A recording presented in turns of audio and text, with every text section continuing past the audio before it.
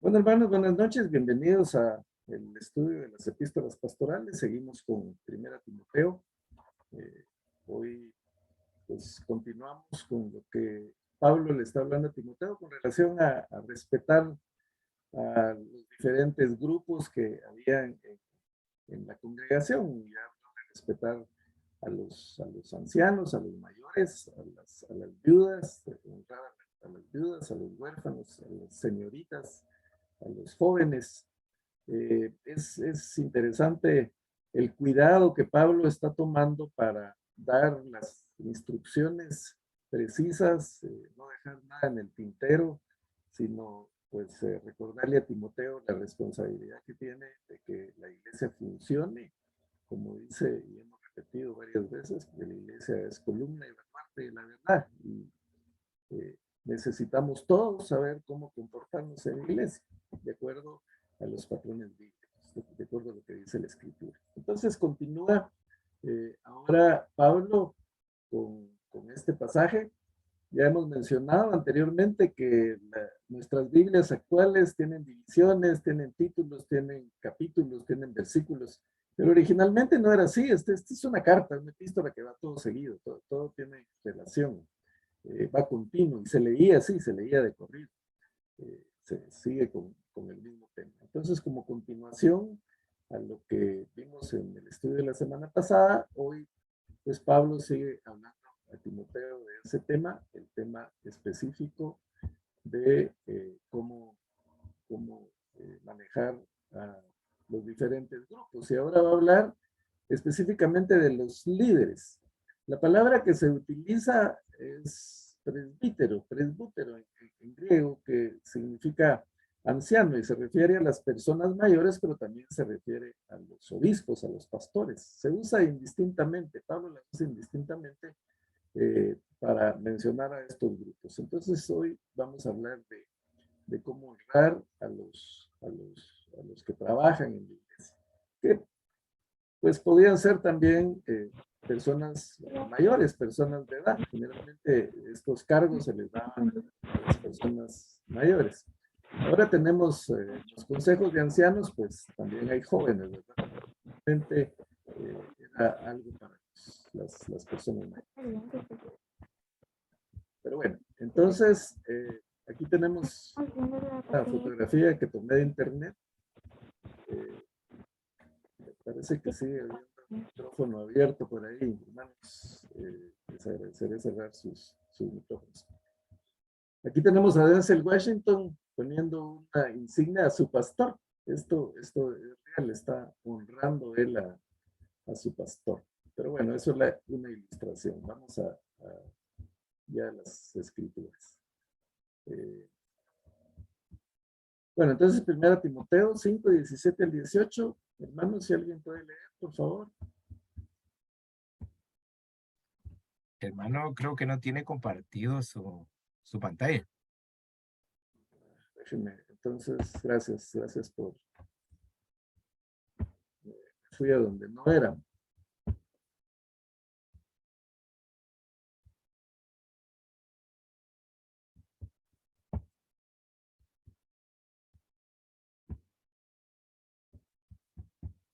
No sé qué pasó aquí. Un momentito. Entonces, por favor.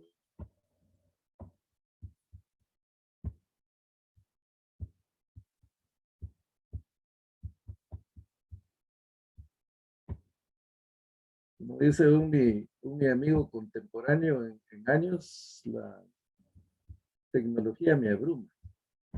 Pero ahí estamos. Bueno, ahora sí pueden ver la pantalla. Ahora sí, hermano. Ok, leamos entonces el pasaje, por favor. 1 Timoteo 5, 17 al 18. Ok. En el nombre de Dios dice la palabra en el 1 Timoteo 5, 17. Los líderes que dirigen bien los asuntos de la iglesia son dignos de doble honor. especialmente los que dedican sus esfuerzos en la predicación y en la enseñanza. Por la Escritura dice, no pongas bozal al buey mientras éste esté sacando el grano, y el trabajador tiene derecho a su salario. Muy bien. Entonces, Pablo le dice a Timoteo, los líderes o los ancianos, dicen otras versiones, que dirigen, que gobiernan, dice también en algunas otras versiones, pero que dirigen bien, que gobiernan bien, porque no todos los líderes necesariamente gobiernan bien. Entonces aquí dice los que realmente hacen bien su trabajo dentro de la iglesia son dignos de doble honor. ¿A qué se refiere con doble honor? Bueno, ya ha hablado de honrar a las personas mayores, honrar a los ancianos, los líderes especialmente por su cargo, por el trabajo que están haciendo, pues merecen respeto, merecen pues eh, obediencia, siempre que estén haciendo bien su trabajo. Pero también aquí la nueva versión internacional pone como una alternativa honorario. Honorario viene de honor. Entonces, cuando habla de doble honor, es que pues no solo está bien respetar su posición, respetar su autoridad, honrar esa autoridad, pero también merecen una retribución. El líder, el anciano, el pastor que está trabajando, está dedicando su tiempo al trabajo dentro de la iglesia, pues tiene derecho a ser recompensado y recompensado generosamente. Sabemos que en la iglesia se dan los dos extremos, ¿verdad? Se dan aquellas congregaciones que prácticamente endiosan a su pastor, ¿verdad? El pastor ya casi que es digno de adoración y lo tienen pues demasiado exaltado. Y hay otras iglesias que tienen el criterio de que, bueno, si es pastor, tiene que pasar necesidades, ¿verdad? Tiene que costar su trabajo, porque si no, se corrompen y ya no hacen bien su trabajo. Y entonces tienen a los pastores en condiciones que realmente es difícil para ellos hacer su trabajo. Y muchas veces pues, los cristianos pecamos de falta de generosidad y hasta un poco de egoísmo con nuestros líderes, con nuestros pastores. Yo creo que les he comentado la historia de un pastor que interior de la República con mucha necesidad, pues hacía su trabajo y visitaba a las personas y hacía lo mejor posible a pie. Entonces su familia, se unieron en su familia y dijeron, bueno, nuestro padre, nuestro hermano está haciendo trabajo, está costando mucho, juntemos todos, colaboremos y compremos su carrito, un carrito sencillo que le sirva para su trabajo. Y le compraron su carrito viejo, pero caminaba. A muchos miembros de la congregación, como el pastor ya tenía carro, ya no diezmaron, ya no ofrendaron porque ya tenía plata. Entonces son los extremos. No se debe abusar porque hay pastores, sabemos también, que abusan de su posición, que ven el ministerio como una fuente de ingresos y pues van más por el ingreso, más por la paga que realmente por hacer la obra del Señor. Entonces, por eso Pablo aclara, a los que dirigen bien los asuntos de la iglesia, pues son libres de honor, son dignos de doble honor, se les debe respetar y también pues que tengan un honorario. Pablo hablaba mucho de eso y Pablo pues también lo menciona en sus cartas de lo que es pues recompensar adecuadamente a los líderes. Y el apóstol Pedro habla también en cuanto a lo que significa hacer bien el trabajo. Aquí tenemos este pasaje de Primera Pedro que dice, ruego los ancianos que están entre vosotros, anciano también como ellos, él se considera en el mismo plano, dice, y testigo de los padecimientos de Cristo, que soy también participante de la gloria que será revelada. Apacentad la grey de Dios. Y aquí hay una referencia a Juan 21, 15 y 17, que fue cuando Jesús, ¿se recuerdan ustedes? Después de resucitar, tomó a Pedro por aparte y le dice, Pedro, ¿me amas? Y le pregunta 3 veces, Pedro, ¿me amas? Y en cada respuesta de Pedro, el Señor le dice, apacienta mis ovejas, apacienta la grey de Dios. Pedro tenía muy claro eso, entonces por eso lo menciona aquí. Dice, apacentad la grey de Dios que está en vosotros. Y este dato es importante. Apacentad la grey ¿de quién? De Dios. Dios le dijo, apacienta mis ovejas. La congregación, los miembros de la congregación pertenecen al Señor, no al pastor. Hay pastores que creen que sus miembros les pertenecen, ¿verdad? Y hasta los amenazan, no se van a ir a otra iglesia porque pierden la cobertura. Solo falta decirles que pierden la salvación. Pero no, somos administradores. Dios es el dueño de todo. Nosotros somos administradores de todo lo que le pertenece a Dios, nuestras finanzas, nuestro dinero, nuestros dones, nuestros talentos, nuestra familia, nuestros hermanos de la iglesia le pertenecen al Señor. Nosotros simplemente estamos designados a administrar, a tener cuidado de eso. Entonces, por eso le dice, apacentar la grey de Dios que está en vosotros, cuidando de ella, no por fuerza, sino voluntariamente. No por ganancia deshonesta, sino con ánimo pronto. No como teniendo señorío. Esa es otra cosa importante. Hay pastores que abusan de su autoridad y quieren que prácticamente toda la congregación esté a sus pies, a su servicio, haciendo lo que ellos quieren, porque es el pastor y es la máxima autoridad. Y aquí la palabra del Señor es clara, no como teniendo señorío sobre los que están a nuestro cuidado, sino siendo ejemplos de la grey. Y cuando aparezca el príncipe de los pastores, vosotros recibiréis la corona incorruptible de gloria. La nueva versión internacional lo dice con otras palabras. A mí me gusta un poco más claro. Dice, a los líderes de la iglesia que están entre ustedes, yo que soy líder como ellos, testigo de los sufrimientos de Cristo y partícipe con ellos de la gloria que se ha de revelar, les ruego esto, pastoreen el rebaño de Dios que está a su cargo, no por obligación ni por ambición de dinero, sino con deseo de servir como Dios quiere. No sean tiranos con los que están a su cuidado, sino sean ejemplos para el rebaño. Así, cuando aparezca el pastor supremo, ustedes recibirán la corona inmarchitable de gloria. Entonces, eso es lo que Pablo está diciendo. A eso se refiere. Eso es gobernar bien la iglesia. Eso es administrar bien la iglesia.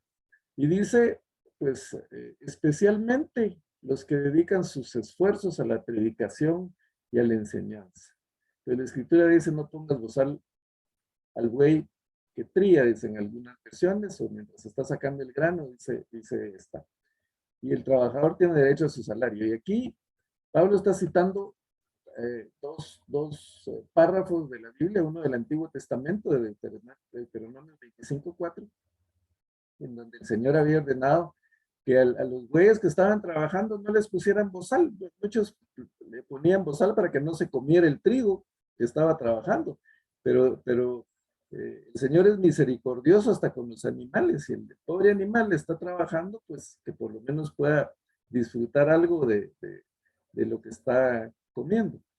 Entonces cita Deuteronomio 25:4, pero también cita Lucas 10:7, donde dice el obrero es digno de su salario, o el trabajador tiene derecho a su salario.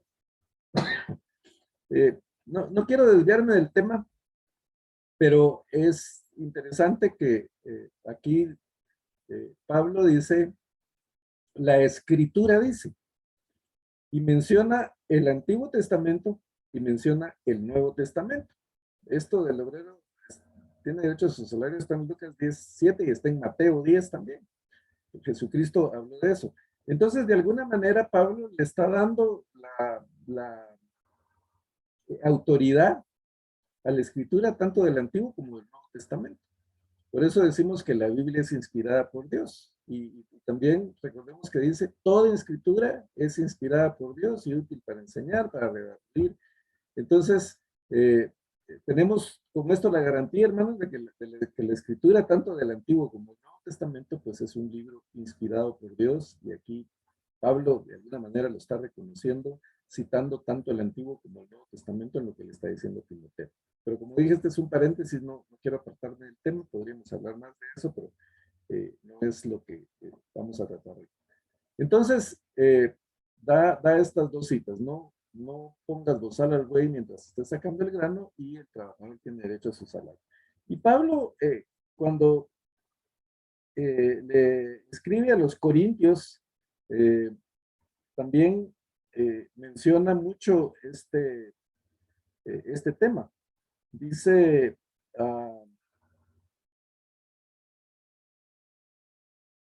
dicen en 1 Corintios 9:4, ¿acaso no tenemos derecho a comer y a beber? ¿No tenemos derecho a viajar acompañados por una esposa creyente como hacen los demás apóstoles y los hermanos del Señor y Cefas? Pues entendemos aquí que Pedro viajaba con su esposa en algunas ocasiones. ¿O es que solo Bernabé y yo estamos obligados a ganarles la vida con otros trabajos?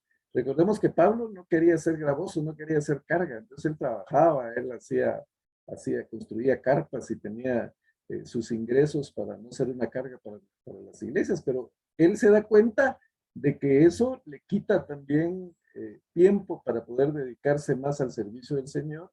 Sabe que eso es muy sacrificado, entonces está hablando a los corintios de que los líderes, los pastores, los que trabajan para el Señor, pues también tienen derecho y necesidad de comer y beber. Dice, ¿qué soldado presta servicio militar pagándose sus propios gastos? ¿Qué agricultor planta un viñedo y no come de sus uvas? ¿Qué pastor cuida un rebaño y no toma de la leche que ordeña? No piensen que digo esto solamente desde un punto de vista humano. ¿No lo dice también la ley? Porque en la ley de Moisés está escrito, no pongas bozal al buey mientras está sacando el grano. Eso dice, otra vez menciona ahí Pablo. ¿Acaso, dice, no se preocupa, acaso se preocupa Dios por los bueyes o lo dice por nosotros? Entonces, por supuesto, lo está diciendo por nosotros, porque dice, si hemos sembrado semilla espiritual entre ustedes, será mucho pedir que cosechemos de ustedes lo material. Si otros tienen derecho a este sustento de parte de ustedes, ¿no lo tendremos aún más nosotros? Sin embargo, no ejercimos este derecho, sino que lo soportamos todo con tal de no crear obstáculos al evangelio de Cristo. ¿No saben que los que sirven en el templo reciben su alimento del templo y los que atienden al altar participan de lo que se ofrece en el altar? Así también el Señor ha ordenado que quienes predican el evangelio vivan de este ministerio. Entonces, hermanos, más claro no puede estar. Los que trabajan para el Señor, los que dedican su tiempo, especialmente cuando están de tiempo completo al Señor, pues merecen ser recompensados y tenemos que ser generosos con ellos. No podemos partir del criterio de que si no eh, tiene ingresos, si tiene muchos ingresos, pues entonces ya no va a hacer bien su trabajo. Nuestro compromiso, nuestra responsabilidad es dar. Lo que el líder, el pastor haga con los ingresos, pues él tendrá que dar cuenta de sus actos ante el Señor. No podemos juzgarlo nosotros. Pero pues aquí se enfatiza mucho que hay que honrar a nuestros líderes, a nuestros pastores con ingresos. Nosotros a veces, los cristianos, todo lo queremos gratis, ¿verdad? Entonces, ¿cómo nos van a cobrar por predicar? ¿Cómo nos van a cobrar por ir a la iglesia? Pero la iglesia tiene sus gastos, algunos edificios son alquilados, otros son propios, pero necesitan mantenimiento, eh, y los que administran, los que gobiernan, los pastores, los líderes, pues también están poniendo su tiempo, su esfuerzo, y también tienen sus gastos. Todo implica gastos, aunque pues se predique por internet, pues hay que tener una red de internet que cuesta dinero, tener pues sitio de Zoom, o como se llame, que también cuesta dinero.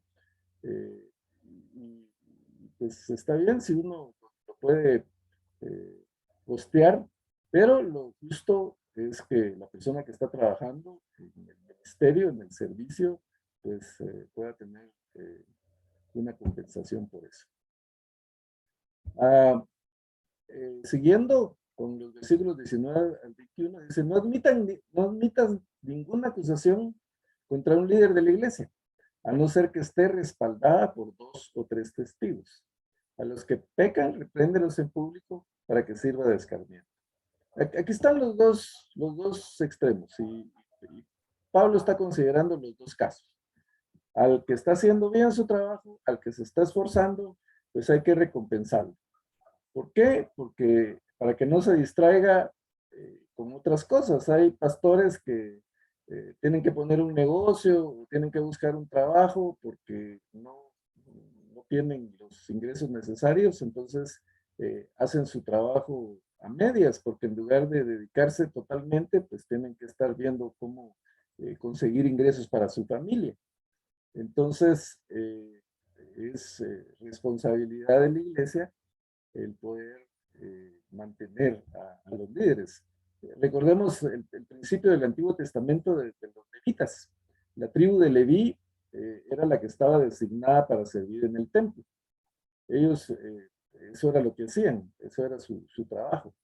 Entonces ellos, cuando el pueblo entra a la tierra prometida, pues se reparten las tierras entre todas las tribus, pero en la tribu de Leví no le dan una tierra específica.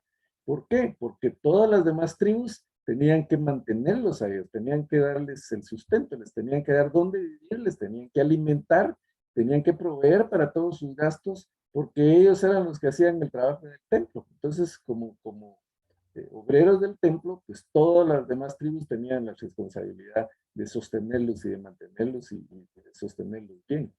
Entonces, el líder que trabaja, pues obviamente merece honorario, merece ese honor. Pero también el que no trabaja o el que falla, pues también tiene que tener una disciplina. Sin embargo, con los líderes especialmente se tiene que tener mucho cuidado. Es lo que Pablo le está diciendo a Timoteo. No admitas ninguna acusación contra un líder de la iglesia, a no ser que esté respaldada por 2 o 3 testigos. Eso ya estaba en Mateo 18 para cualquiera. Cualquiera que era acusado, pues se necesitaba el uso de testigos, con mayor razón para un líder, para un pastor. ¿Por qué? Porque el líder es sujeto siempre de envidias y todos los ojos están puestos sobre el líder, entonces es muy fácil señalarlo con el dedo y acusarlo de cualquier cosa. Entonces, no es que un líder tenga inmunidad o derecho de antejuicio, como dicen aquí para los diputados. Por supuesto que tiene que ser disciplinado. Y cuando se menciona esto, aquí se está refiriendo a un líder que es reincidente en su pecado, que se mantiene en pecado. Porque de fallar todos fallamos, como hemos mencionado anteriormente. El que dice que no ha pecado es mentiroso, porque todos de alguna manera pues fallamos, estamos expuestos a fallar al Señor. Pero el problema es la reincidencia. Sabe que a aquel se le llama la atención, se le dice lo que está haciendo mal y persiste en su pecado. El Señor es misericordioso.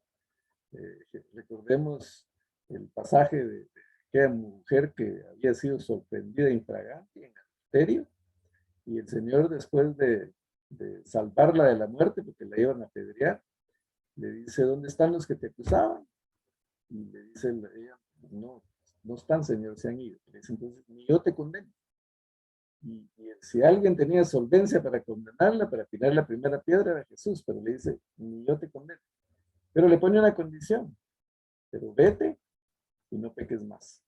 Entonces el Señor perdona, pero Él exige arrepentimiento, que uno se aparte del pecado, no que persista en el pecado, porque entonces eso ya es rebeldía y ponerse en contra del Señor. Entonces, a los líderes que persisten en el pecado, pues obviamente hay que disciplinarlos, pero tiene que ser algo real, algo comprobable, algo que lo mencionen varios testigos, y testigo es alguien que ha visto, alguien que ha presenciado el asunto, alguien que llega a decir, me contaron tal cosa, o me dijeron tal otra, eso no vale.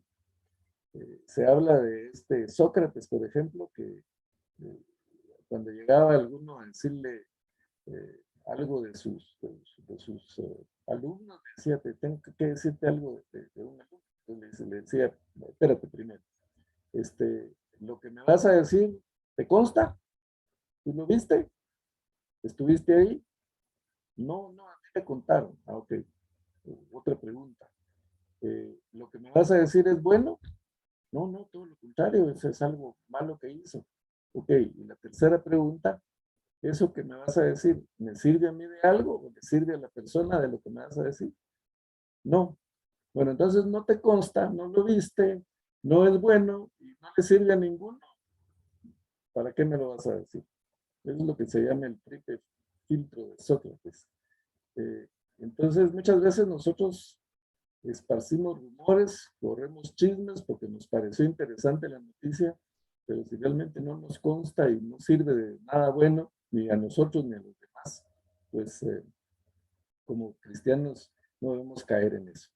Entonces, contra un líder no se puede aceptar una acusación que no esté plenamente respaldada y comprobada por personas que han sido testigos presenciales, que han visto la cosa, no testigos falsos. Entonces, a los que pecan, repréndelos en público para que sirva de escarmiento. Esto también hay que interpretarlo bien, hay que entenderlo bien. Yo me acuerdo que en mi adolescencia, juventud, en una iglesia, ni siquiera recuerdo cuál, pero sí recuerdo que a un hermano lo pasaron al frente. Yo pensé que era para cantarle el feliz cumpleaños, pero era para decirle a la congregación que el hermano había pecado. Yo en mi inocencia o inmadurez todavía en la fe, me impactó y pobre el hermano. O sea, pensé yo que humillante debe haber sido eso. Algunas iglesias practican eso, pero realmente ese debe ser el último recurso. Y aquí no habla, cuando le repréndelos en público, no necesariamente es ante toda la congregación, sino puede referirse a los demás líderes, para que los demás líderes se escarmientan. Un escarmiento para los otros líderes. Entonces, primero, tiene que ser plenamente comprobado. Segundo, debe ser el último recurso el reprender en público, porque hasta en administración sabemos que a los empleados que fallan no se les debe reprender en público, sino en privado. Entonces, el primer paso es reprender el privado. Si en privado no aprenden, entonces ya se les puede reprender en público.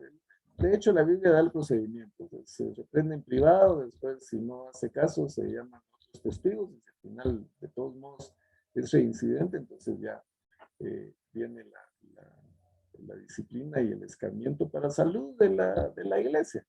A quienes no les gusta ese tema de disciplina, y la verdad es que es un poquito complicado. Pero debe pensarse en la salud de la iglesia. Y sobre todas las cosas, el propósito de la disciplina es la restauración de la persona. No es hundirla, no es humillarla, sino restaurarla. De eso debe ir enfocado a restaurar a las personas. Yo trabajé en una empresa americana y uno de los lemas que tenían, decían ahí, nuestro principal activo es nuestra gente. Y valoraban mucho al personal. Había muchos incentivos, mucha capacitación. Las personas ahí no nos sentíamos un número más o un engranaje dentro de la maquinaria, sino nos sentíamos personas importantes, porque la filosofía de la empresa era así: nuestro principal activo es nuestra gente. Entonces, en mi iglesia, pues esto es vital. La principal preocupación es las ovejas del Señor, que no son nuestras. La principal preocupación es la grey. Entonces tenemos que cuidar esa grey. No podemos evitar que fallen, nosotros mismos no podemos evitar fallar, pero tenemos que tener claro que el objetivo principal al establecer una disciplina, una sanción, una llamada de atención, tiene que ser la restauración, no que las personas se vayan y se alejen del Señor y servirles de tropiezo. Entonces, aquí, pues, Pablo le deja caer toda la batería a Timoteo porque le dice, te insto delante de Dios, de Cristo Jesús, de los elegidos ángeles, a que sigas estas instrucciones sin dejarte llevar por prejuicios ni favoritismos. Yo creo que Pablo no puede ser más enfático con lo que está diciendo, porque ahí sí que pone a Dios, a Cristo Jesús, a los ángeles, de que tenga mucho cuidado en eso, de que siga las instrucciones al pie de la letra y sobre todo que no se tengan prejuicios, que no tenga favoritismos por nadie. Esto es complicado, es difícil, tendemos a tener a nuestras personas favoritas y tendemos a hacer prejuicios contra otros. Un prejuicio es un juicio anticipado. A veces juzgamos a las personas por su apariencia, por su forma de vestir, por algunas cosas que no van con nosotros y no debe ser así. Santiago lo habla. Dice, si entra alguien en la iglesia que no está bien vestido, no lo mandes al final, ¿verdad? Ni pongas a los que se ven así como de otro estatus social, no les des preferencia.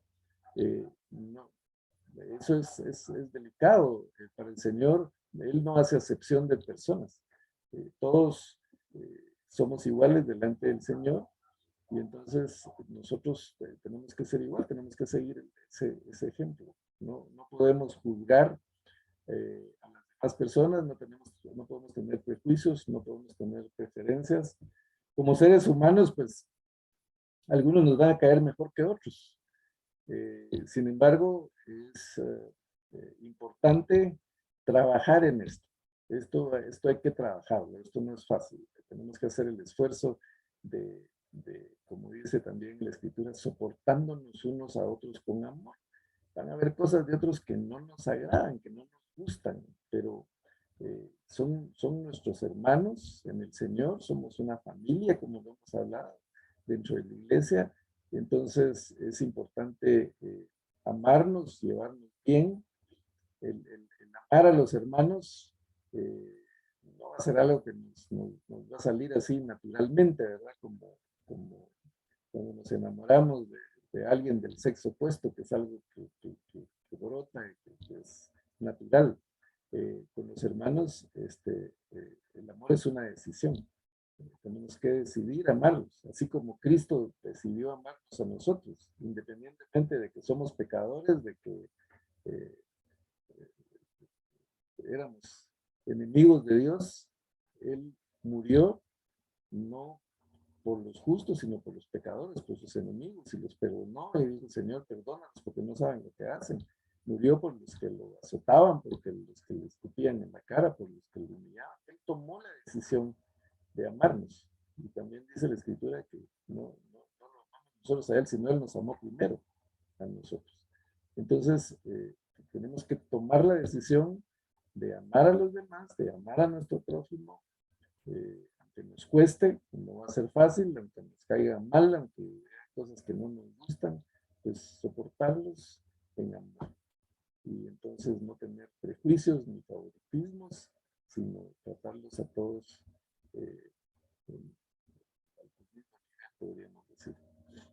Entonces estas son las recomendaciones de Pablo a Timoteo en cuanto a cómo tratar, como ya dijimos, a las diferentes personas dentro de la iglesia, a adultos, a jóvenes, a señoritas, a líderes. Vamos a seguir adelante. Pablo habla también de los esclavos, de cómo tratar a los esclavos. Pero, pues, eso es lo que está hablando aquí Timoteo. Pero siguiendo con el pasaje, dice también, no te apresures a imponer las manos a nadie, no sea que te hagas cómplices de pecados ajenos. Consérvate puro. ¿A qué se refiere esto? Bueno, recordemos que Pablo menciona que cuando Timoteo fue llamado al ministerio, el presbítero, los ancianos, el mismo Pablo, pues si pusieron las manos a Pablo y fue como que eh, el símbolo, el acto simbólico para el arranque del ministerio de Timoteo. Entonces eso se utilizaba, se usa todavía hoy en las iglesias cuando un misionero sale al campo, por ejemplo, pues se acostumbra que los ancianos, los líderes de la iglesia, pues les pongan las manos, lo dediquen al Señor. Entonces lo que le está diciendo Pablo a Timoteo, no te apresures a lanzar al ministerio a ninguno. Tienes que tener cuidado en cuanto a cómo nombras obispos, ancianos, pastores, porque si es una persona que tiene pecados o que no es apto para el ministerio, pues tú te vas a hacer cómplice de ese pecado por apresurarte a imponerle las manos. El lanzar a alguien al ministerio, cualquiera que sea, pues tiene que hacerse con responsabilidad, con cuidado, como alguien que contrata personal para una empresa, tiene que asegurarse de que sea la persona apta, porque si no funciona, la responsabilidad va a caer sobre quien lo contrató. Lo mismo en la iglesia, la responsabilidad, si las cosas no funcionaban con alguien, iba a caer sobre Timoteo. Y le podrían decir, este nombró a aquel pecador, y de plano que ya sabía, ¿verdad? Como dicen, Chor y ¿cómo es la cosa? El que acusa o el que alcahuetea, pues pecan por igual. Entonces no te hagas cómplice del pecado ajeno. Consérvate puro. Aquí el versículo 23 parece que no tiene relación. Como un paréntesis, le dice, no sigas bebiendo solo agua, toma también un poco de vino a causa de tu mal de estómago y tus frecuentes enfermedades. Vamos a aclarar que sí tiene relación, pero lo vamos a dejar para el final, porque siguiendo con lo que dice el versículo 22, el 24 dice, los pecados de algunos son evidentes aún antes de ser llevados a juicio, mientras que los pecados de otros se descubren después. Está hablando de eso, de tener cuidado al elegir a los líderes, de no apresurarse en poner las manos, porque algunos son buenos para ocultar los pecados.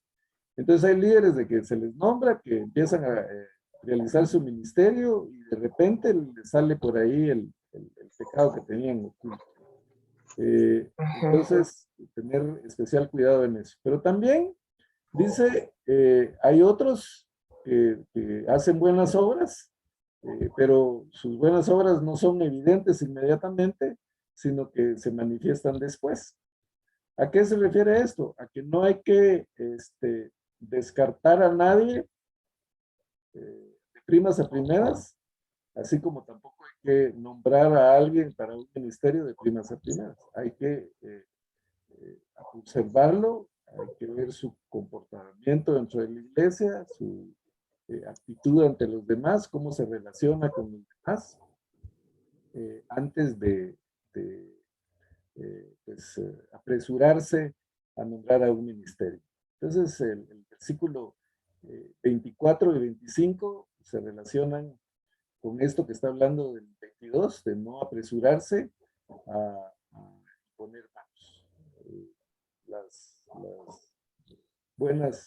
obras buenas o malas, tarde o temprano van a salir a la luz. Dice también la escritura que no hay nada oculto que no haya de ser manifiesto o haya de manifestarse. Pero entonces, volviendo al versículo 23, ¿qué relación tiene con esto? No sigas bebiendo solo agua. Toma también un poco de vino a causa de tu mal de estómago y tus frecuentes enfermedades. Algunos lo toman como una autorización para tomar bebidas alcohólicas o que Pablo le está recomendando a Timoteo el beber vino. Tenemos que tomar en cuenta el contexto de la época. El agua en aquella época pues era muy contaminada. Ninguno de nosotros tomaría esa agua en este momento. No habían los filtros que tenemos ahora, no existía el agua potable, entonces pues tomar agua pura era llenarse de bacterias. el estómago, pues, se va haciendo resistente a este tipo de cosas, pero no todos los estómagos. Nosotros, en nuestros países, pues, estamos más o menos acostumbrados a las bacterias que hay en el ambiente, pero hay personas delicadas que sí les hace daño. Timoteo, dice aquí, tenía frecuentes enfermedades. Eh, Se asume que enfermedades estomacales. Era débil en su estómago y probablemente él, por conservarse puro, no tomaba vino. Y el vino, para los griegos y para los judíos también, pues se utilizaba también como algo medicinal por sus propiedades que ayudan a la digestión, funciona como un antiséptico.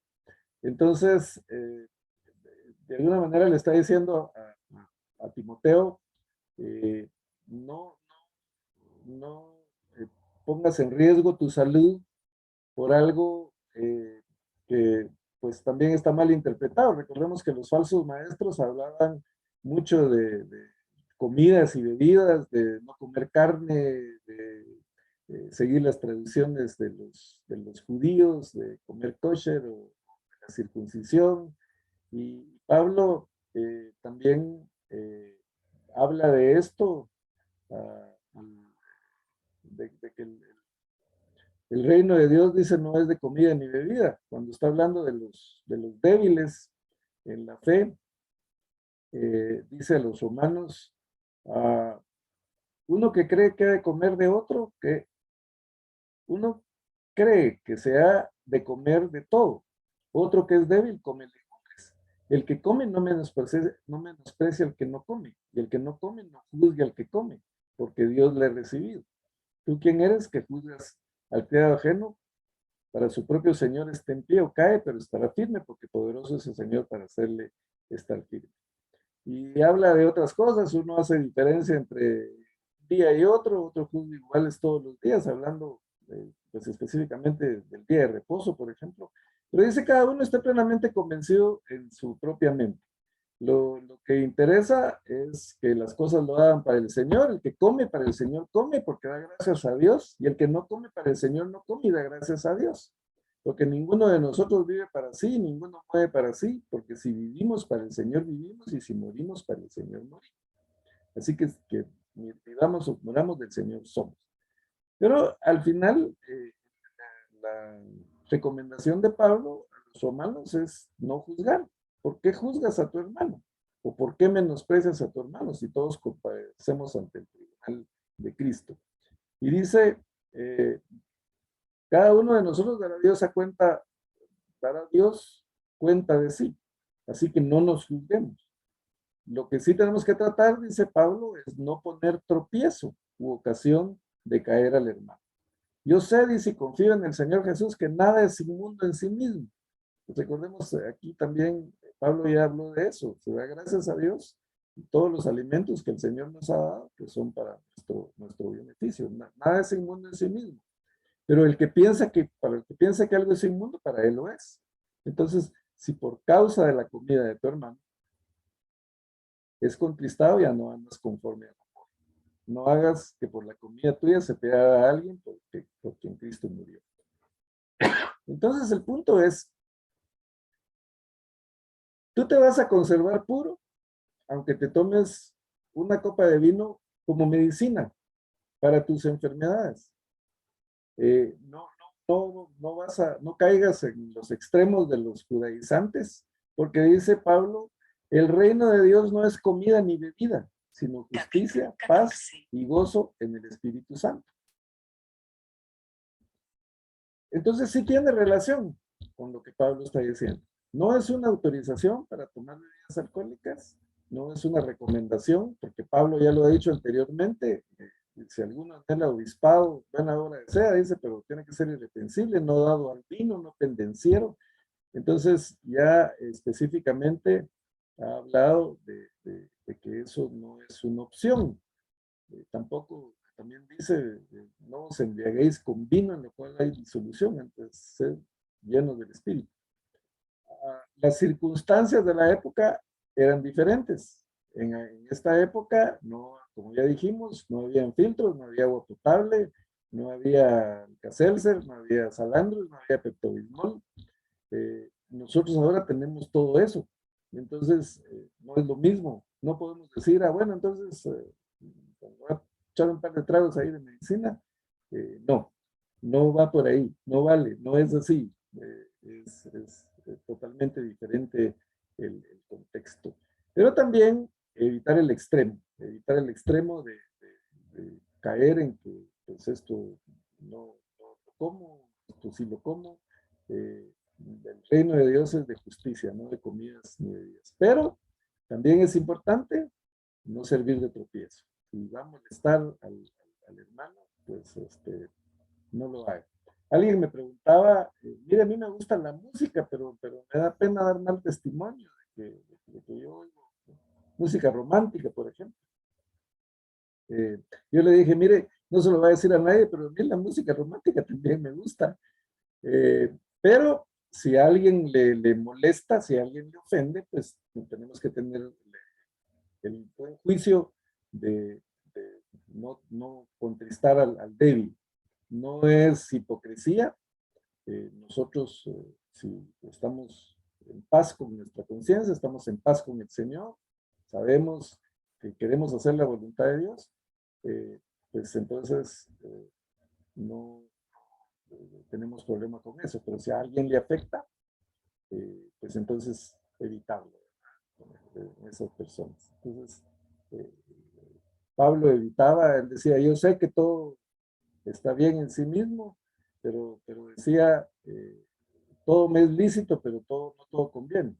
Todo me es lícito, pero no todo edifica. Entonces tenemos que buscar lo que nos edifique, lo que edifique a los demás. Estamos llamados a ser sal y luz, no piedra de tropiezo para los otros. Entonces, tenemos que cuidarnos. Yo, en una oportunidad, le dije a mi pastor, fíjese que yo estoy yendo al gimnasio y a mí me gustan los aeróbicos, el ejercicio aeróbico, pero eso se hace con música y pues es medio bailar ahí, entonces también me preocupa que eso pues vaya a ser pecado. Y el pastor, muy honesto, me dijo, mire, a mí me encantaría hacer eso, pero obviamente como pastor no puedo hacerlo, yo me cuido por mi testimonio, pero yo no le veo problema si se está haciendo de buena fe, pues para mejorar la salud. Entonces, el punto es esto era bueno para la salud de Timoteo, que era enfermo de su estómago. Pero no tenía nada que ver con que se conservara puro. Pero Pablo mismo dice, yo he decidido no comer ciertos alimentos, no tomar ciertas bebidas, no porque yo crea que sean malos, sino para no perjudicar a mi hermano, para no servir de tropiezo a mi hermano. Entonces, eso es el versículo 23, así lo aclaramos. Y pues en esto termina la recomendación de Pablo en cuanto al estudio de hoy. Como ya dijimos, vamos a seguir la semana entrante con otros temas. Y aquí de este libro de Stanford Orr, que se llama Una iglesia ejemplar, tiene varios principios sobre liderazgo tomados de lo que acabamos de ver. Y dice, los ancianos pastores se complementan en sus ministerios. Sabemos que hay pues, pastores, maestros, diáconos, entonces pues todos tenemos que complementarnos en los diferentes ministerios. La iglesia debe sostener a algunos. Sabemos que hay iglesias que no tienen recursos pues para pagarle a todos los que trabajan ahí.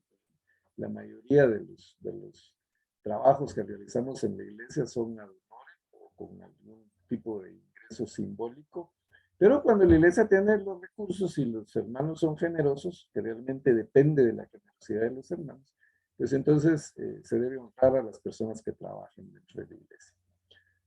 Se pueden recibir acusaciones, pero con mucha cautela, especialmente para los líderes. Y las decisiones deben tomarse totalmente imparciales, sin ningún prejuicio. Cuando un líder falla, es necesario reprenderle. Y antes de seleccionar a un líder, hay que esperar hasta tener una adecuada evaluación, hasta conocerlo bien. Esto entonces resume los principios que Pablo está dando en este capítulo. Bien, estamos en tiempo entonces con el estudio de hoy. Seguimos la próxima semana. Como ya dijimos, nos quedan creo que un par de estudios más para terminar esta epístola de Pablo a Timoteo. Así que, pues, manténganse firmes ahí, que ya falta poco. Preguntas, comentarios, reclamos, denuncias, críticas. Tenemos unos minutitos ahí para verlos. Si no, pues nos vemos la próxima semana, si el Señor lo permite. Muchas gracias. Para la grabación. Muchas gracias. Sí.